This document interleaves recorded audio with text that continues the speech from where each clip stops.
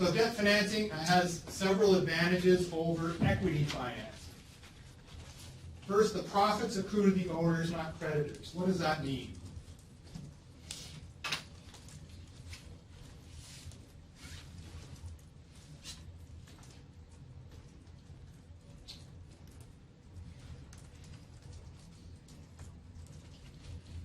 Bobby.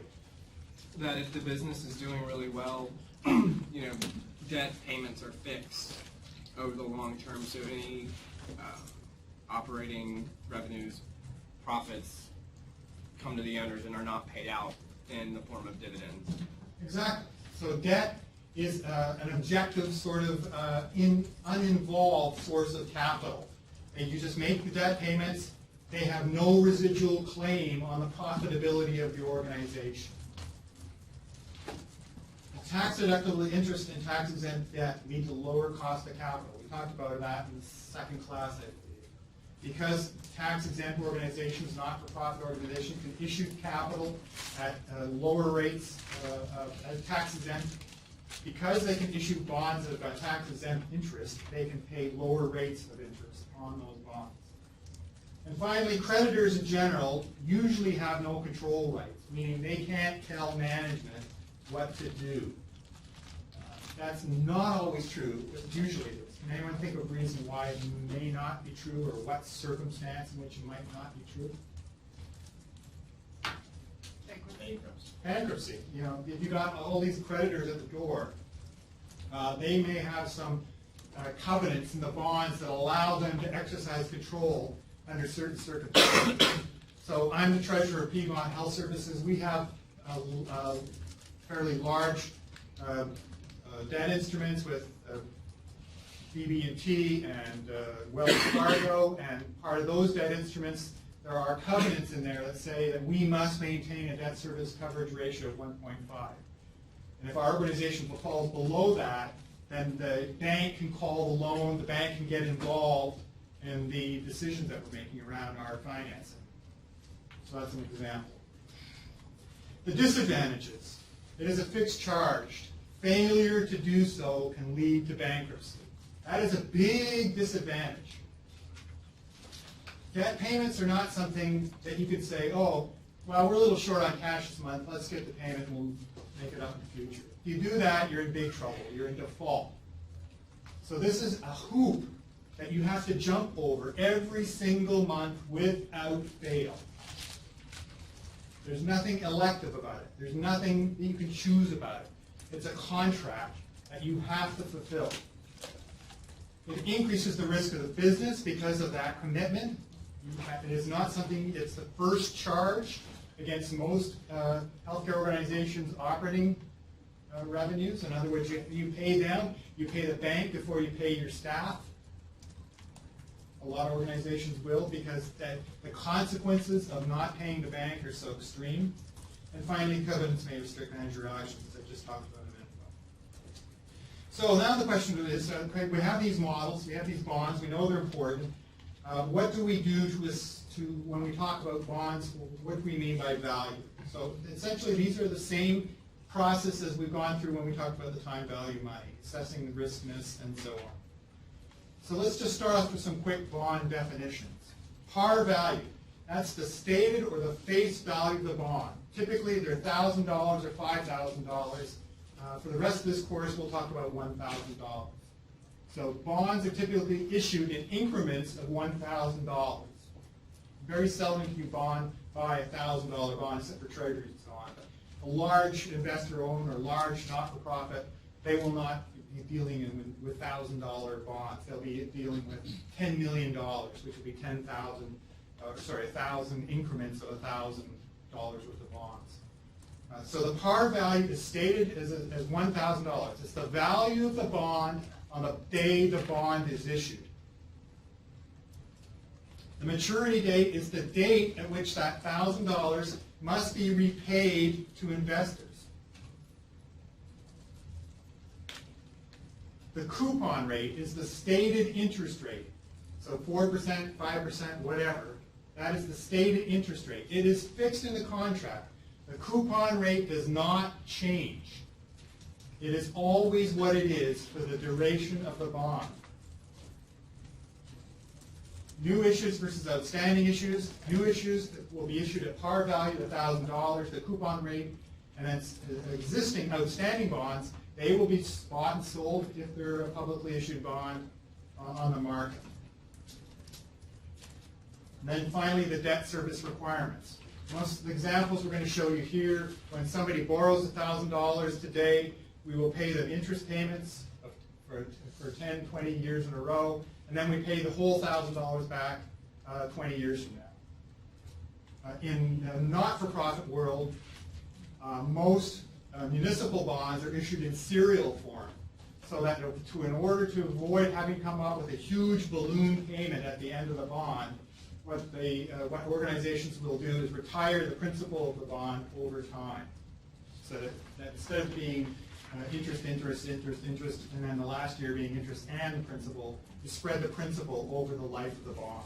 So the Duke bonds, which are on Sakai's site, which I put up there for you to look at, those are serial bonds, and it shows you what years the actual amounts will be paid off. Most municipal bonds are in serial form. So let's start off with some basics. We've got a 15-year bond, a 10% annual coupon, and let's say right now the investors are demanding 10% rate of return on a bond of that risk. The issue then becomes is what would the value of the bond be? And so what we do is essentially carry the what's the $100 all the way up to year 15? What is that 100? It's the coupon. It's the coupon payment. The 10% times $1,000 is $100. So the cash flows we're going to face for this bond are $100 for 15 years in a row, and then in year 15 you will get the $100 interest payment plus the repayment of the original $1,000.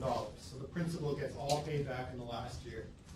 So if we discount that with 10,000 by 10%, all those cash flows, the $100 in year 1, $100 in year 2, and so on, and $1,000 in year 15, bring it all back, we get $1,000. So that tells us essentially this is the day the bond is issued. It's issued at $1,000. Interest rate is 10%. The current rate of required return of debt in the market is 10%. Therefore, everything is selling at par. If this is a zero coupon bond, what would the price be of the zero coupon bond? $239.39. It would be. It would be $239.39. And zero coupon bond is a bond that pays no interest. It just has capital appreciation. So essentially, what you would do is you would write a check for $239.39 today, and then 15 years from now, the organization will give you a check for $1,000. That is the same thing as a 10% required rate of return. That's a 10% rate of return. So we can show this in a very cumbersome way by just mapping out all the payments that we're going to get. So the interest rate is 10%, the years, 15 years of coupons of $100, and then the 15th year in cell A18, there's $1,100. So if we use the PV formula, because what is this? An annuity. It's an annuity, right? It's got the same payments every year. We're going to use the annuity formula, PV. We can find it's $1,000. So again, this is the case when the day the bond is issued. Or we can do it simpler. We can use the PV formula like this, which essentially tells that tells Excel we're going to have 15 payments. The interest rate is 10%. The coupon payment is $100, and the future value of the principal is $1,000. You put those numbers in there. Again, it just confirms what we did in the first spreadsheet solution. Okay, so now suppose that interest rates stay the same, nothing changes, and it's a year later.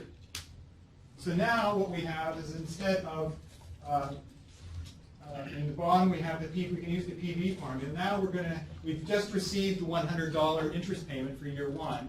So now how many interest payments do we have left? 14. So now we have 14 left, and you can see in the formula at the bottom we're now going to use A518, which is the year 1, because a year from now that coupon will be a year 1 coupon. There will only be 14 left. And what do you notice about the price? stays exactly the same. So life would be very simple in bond markets if interest rates never changed. If interest rates never changed, then the price would stay the same, yields would stay the same, everything would stay the same. What happens in the real world to interest rates? They fluctuate. They fluctuate by the week, by the day, by the hour, by the second. And there are literally armies of little minions at computers on Wall Street looking for interest rate differentials between Paris and London, or London and Johannesburg, or Johannesburg and Sydney. And they'll see one little difference, and they'll say, buy $10 million there and sell it $10 million over there, and have an instant capital gain.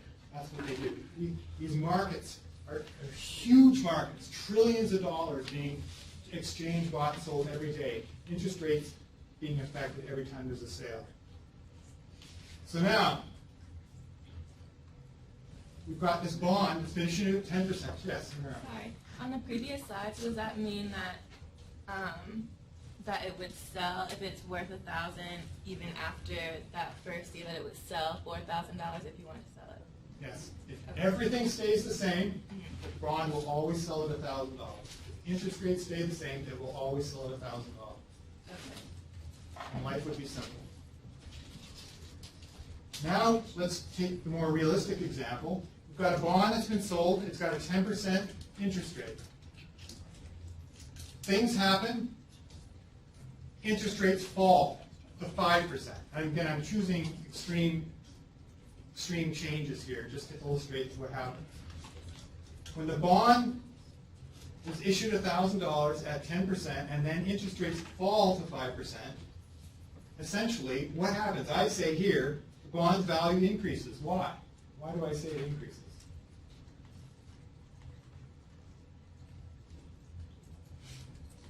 Right. Because you would discount it at a lower discount rate. Yes, okay, let's go up to 50,000 feet. You're in the market, I'm in the market. Basically because now your bond is worth more than everyone else, so you can sell it for more if you want. And when you say worth more, I agree with you. What do you mean specifically? The price or the... You're on the right track.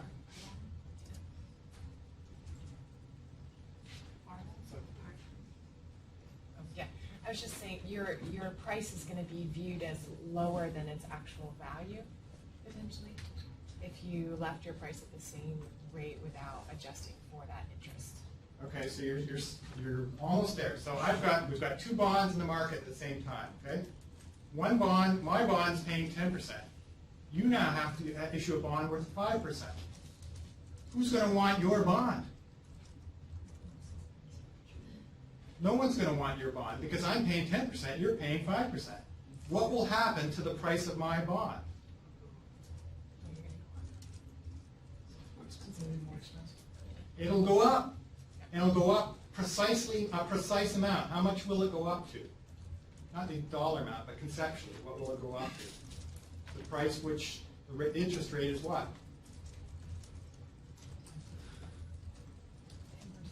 It's equal to 10%. The same as yours. Just think about it conceptually. I've got a $1,000 bond with a 10% interest rate. Interest rates go down, and you go to the market with a bond for 5%, which is what everybody's demanding now. No one will want your bond. Everyone will want my bond because I'm paying 10%. Investors will then bid up the price of my bond exactly to the level where now instead of paying $1,000 par value, I'm going to be paying a lot more. So the coupon payment over the new price will be exactly 5%. Because 5% over 1,000 is a 5% yield, and 10% over $1,497 is also a 5% yield.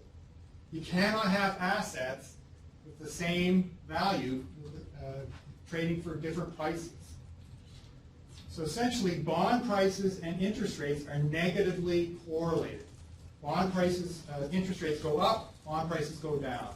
Interest rates go down, bond prices go up. Just conceptually, in a market condition, if this scenario happened, you'd obviously want to be an early investor in that bond before the market adjusted the price. How long does that typically take before it adjusts? I mean, is it, like, is it a day, hours?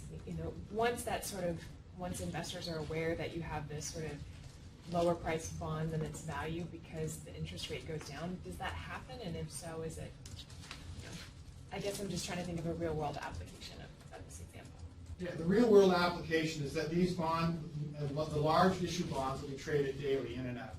So if there's a change in the expectation of yields, and you can see the treasury yields, the curves, unfortunately I couldn't get the access to the internet, but those things change every day with new information that comes to the market. I mean, investors were surprised last week when, 3 weeks ago, when there was rumor that they were going to end quantitative easing, and interest rates went up because people were worried. Then 2 weeks ago, the Federal Reserve Committee says, oh, surprise, we weren't really thinking that, now we're going to keep doing that, and interest rates went down. So as these little increments of information come out, all that information will be immediately reflected. And when I say immediately, I'm talking the minute it hits the news wires and traders are hearing the information, the bond prices will instantly adjust to that new information. It's not anything you as managers can do anything about except watch while it happens. Because these are gigantic economic forces at play. So we've got a problem now is that we've got interest rates have fallen. So now what we have, the same cash flows as we had a minute ago, except now the interest rate is 5% in cell A2. And you see what happens to the price in cell A20. It goes up to $1,494. The value of the bond goes up because it's paying a wonderful interest rate compared to all the other bonds that are in the market. So it is selling at a premium. This is a premium bond. Again, we can do the same thing with the PV formula. So here all we're doing is telling Excel that we've got an interest rate of 5% now. That's the going rate in the market. But we've got coupon payments of $100. The price, the future value of the principal is $1,000. There's 14 payments left. So that will tell you that the new price of the bond. Again, this is not airy-fairy academic stuff. This is what, if all else stays the same in the market, that's the change in the price that would happen. Now, let's take the other example, where we've got a 10% bond, and interest rates go up to 15%. And I claim the bond's value decreases. Why?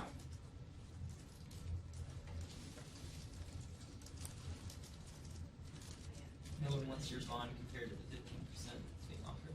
Exactly. So everybody else is paying 15%. I'm paying 10%. No one's going to want my bond. So investors will bid down the price of my bond until what point? So the effective rate of interest on my bond is what? 10%. 15%. I heard 5, 10, and 15. One of those. Now it's 15. Ours is this one or ours is the 10? Ours is 10. Now interest rates in the economy change to 15. So the price of the bond goes down to the point where the rate of return on the bond is 15%, because you can't have bonds of similar risk selling at different prices and rates of return in the marketplace. So bond interest rates go up, bond prices go down, and these are called discount bonds. And every bond, every healthcare bond in the United States right now is either a premium bond or a discount bond. Because they never, the only time they sell a car is usually on the day that they're issued. The day after, interest rates change, whatever, and prices will change as well. So again, here's the same solution. We can map it all the cash flows, or we can simply use the PV formula, where all we're changing now is cell A5 saying interest rates now in the market are 15%. And if that happens, we've got a 10% bond and interest rates go up to 15%. The price of our bond goes down from $1,000 to $713.78. And it's selling it, that would be a discount bond.